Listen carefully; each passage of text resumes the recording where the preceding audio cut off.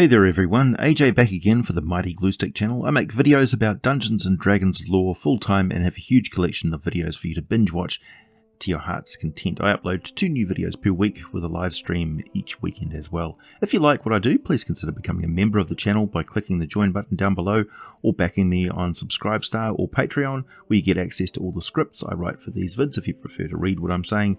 I also have a Discord server with an active community, and of course, if you think I've earned your subscription, please hit the button and subscribe to the channel. Taking inspiration from the Japanese nature deities called kami, the Kodama are a form of nature spirit that inhabits trees older than a century. They're said to be the embodiment of the sounds of the forest, the souls of echoes that reverberate through the mountains and valleys. The oldest known reference to the Kodama is from a 10th century Japanese dictionary. Over time, their definition have changed slightly, but they've always been nature spirits. In Dungeons & Dragons, Chwinga are tiny elementals that have become naturalized to the prime material plane, which means they are perfectly adapted to the prime material plane. They act in many ways like fey entities, except, of course, they're elementals, and therefore they are fundamentally energy beings or spirits. Unlike most elementals, Chwingas behave a lot more like life forms native to the prime material plane, so for them, or from the perspective of pure elemental beings from the inner planes of existence, Chwingas are basically tainted or altered by the prime material plane in much the same way creatures from the prime or other planes may become shadow versions of their original form after dwelling for too long in the dark parallel plane of the Shadowfell. There are a great many mysteries about these creatures. Some suspect they may well be elementals who have dwelt too long in the Feywild and crossed over into the most remote and unspoilt lands of the prime material worlds through natural occurring Fey crossings.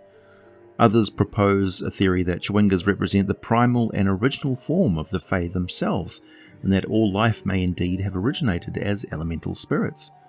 The elven mythos of their origins as shape-shifting beings at one with their divine essence certainly echoes some of that sentiment, but the truth is, nobody really knows how long the Chwinga have been around or how they came to be.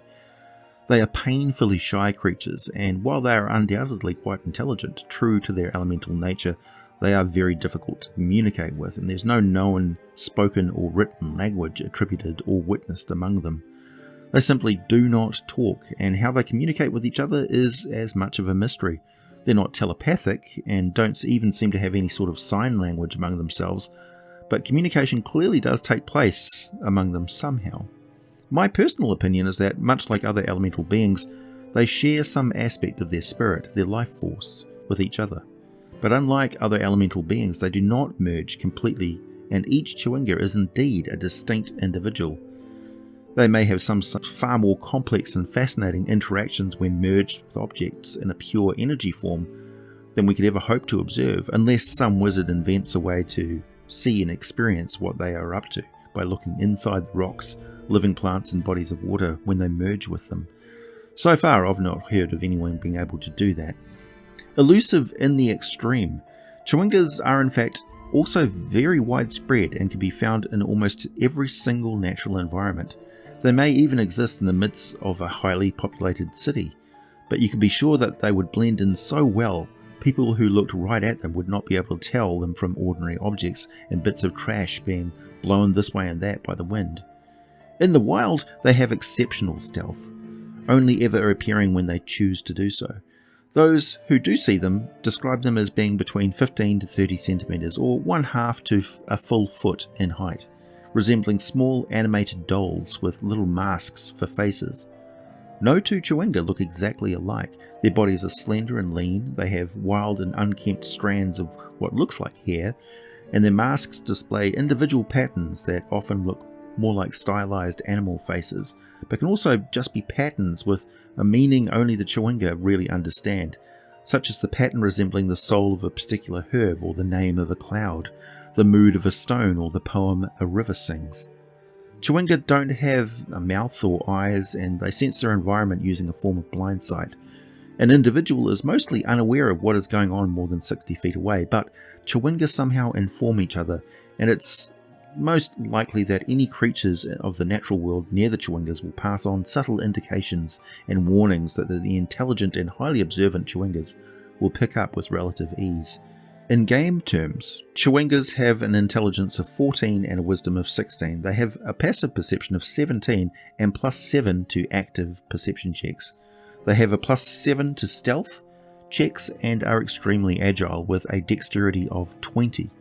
+7 to any acrobatics checks, and they have a natural form of evasion, where any time the Chwinga is subject to an effect that allows it to make a dexterity saving throw to take only half damage, it instead takes no damage if it succeeds on the saving throw, and only half damage if it fails. Physically, these tiny creatures are no great threat to adventurers. They have an armor class of 15, only 2d4 hit points, and they are tiny, so can't cover much ground as quickly as large folk. Their normal movement speed, either walking, climbing or swimming, are all 20 feet per round. They are of a neutral alignment and merely react with curiosity to humanoids who pass through the area they are living in. Humanoids are fascinating to Chwingas. They tend to fixate on random things about the humanoid, such as the colour of one's hair, how it's styled, the ability to play a music on a flute, a specific magic item, unusual height or weight, dress style, mannerisms, appetite. It really varies considerably, but the end result is that Chwingas will tend to tag along and follow after adventurers, and that is how most people become aware of them and may actually meet them face to face. What Chwinga are most famous for, aside from being very elusive, is their tendency to give minor supernatural charms to others. Once per day, the Chwinga targets a humanoid it can sense within 5 feet of it. The target then gains a supernatural charm of the DM's choice. You can find specific information on supernatural gifts in the Dungeon Master's Guide on page 228. There's listings for all the examples of charms they provide, but these are just a starting off point. You can certainly come up with quite a few of your own. And don't forget that the Chwingas don't give out one of these per day. They may just give out one charm and that'll be it for the entire encounter with them. Charms can be quite powerful, so be wary of players stockpiling them like some sort of magical arsenal. Charms should have a limited shelf life, so to speak, and are bestowed by the Chwinga typically for a specific purpose, most of the time. From a Dungeon Master's perspective, the Chwingas are handing the players something to protect them or aid them in an encounter, or a series of encounters, or avoidance of a threat altogether. As mentioned, the Chwinga's immediate reaction to a real threat is to find shelter inside a rock, living plant, or the body of water. The Chwinga can't be targeted by any attack, spell, or other effect while inside this shelter, and the shelter doesn't impair the Chwinga's blind sight. They can see what's going on around them, or sense it, I should say. The Chwinga can use its action to emerge from its shelter. If its shelter is destroyed, they're automatically forced out and appear in the shelter's space, but are otherwise unharmed. Chwinga are elementals, so they don't need to eat or drink or breathe. They can stay inside their shelter for as long as they want to and travel from rock to plant to another rock without having to emerge in between. Unlike other elementals though, it has been observed that Chwinga do appear to sleep, but this may just be a state of activity that resembles sleep, such as sitting still and listening or sensing its environment with some intensity, like they're meditating on their surroundings and the ever-present now, free of concerns for past or future. Chwingas do manifest spell-like abilities, using their wisdom as their spell-casting attribute. They can innately cast, at will, the spells Druidcraft, Guidance, Pass Without Trace, and Resistance. Some Chwingas in specific extreme environments may be able to cast other or additional cantrip-style spells. I'll leave that up to you. In the event that the Chwinga is killed, it's not known if they experience aging as humanoids would understand it. The death of a Chwinga will leave behind a small physical remnant or sign, such as some petals, a pile of pollen, a small puddle or a marble of stone, or perhaps a small effigy of themselves. As elemental creatures, they radiate vital energy around them, causing some unusual effects. The presence of Chwingas is often foreshadowed by mild natural phenomena such as the presence of harmless insects or pleasant flowery smells. Further indication can be observed as cool breezes and a luster that swells and enriches the natural surroundings. In the jungles of Chult and all the way to the frozen tundra of Icewind Dale, the Chwinga have been perplexing and amusing adventuring humanoids for thousands of years. Local folk may give offerings to the little nature spirits in hope of good harvests and freedom from pests and predators.